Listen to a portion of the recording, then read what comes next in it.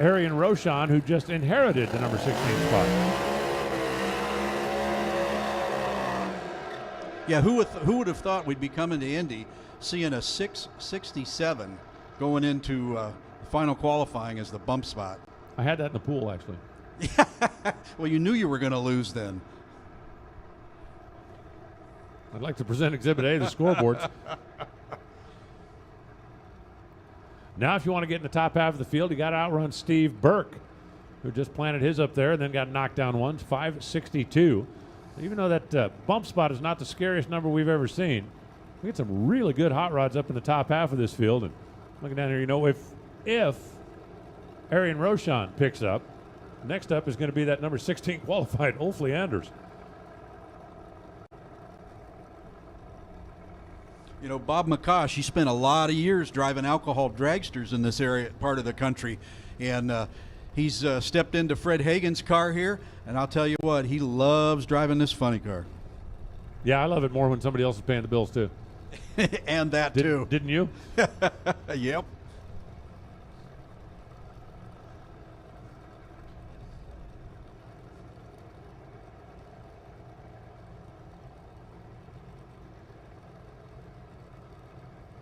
All right, Arian, you got to follow suit. Everybody that's been 16 has stepped up to the top half of the field. I'm just saying.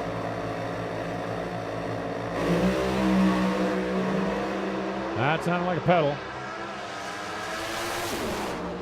575 for Roshan. No parachute down there. He is warming up those front tires. He is bouncing and hopping and trying to get it stopped, and it's going into the sand. Oh, and all the way just nerfed the net at the top end of the racetrack. Oh, heartbreak for Arian. You can see those carbon fiber brakes that are glowing red under there. All these cars are required to have carbon fiber, and the beauty of them is no matter how hot they get, they don't fade.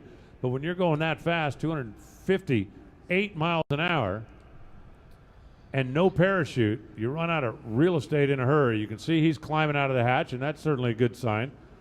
Now, as far as whether or not the car could be repaired to come back and run tomorrow, well, we'll get it out of the sand first and then take a look at it. But a spooky moment. Bob McCosh, meanwhile, goes 567 at 257 miles an hour.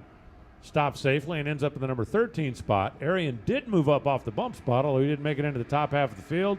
And we're going to take a couple of minutes dragging this baby out of the kitty litter.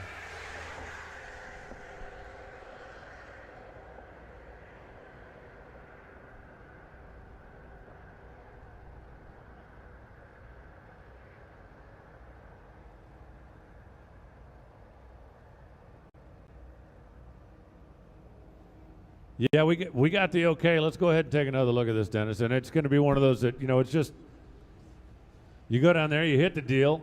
You've been in the situation. How much time goes by between when you hit the parachutes and go, I didn't feel that?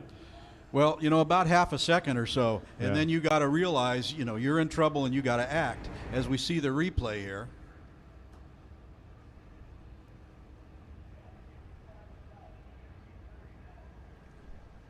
Sounded like a quick pedal right down there, and he got back after it, but he just wanted to get up off the bump spot and not race the champ, and right here he knows he's in trouble.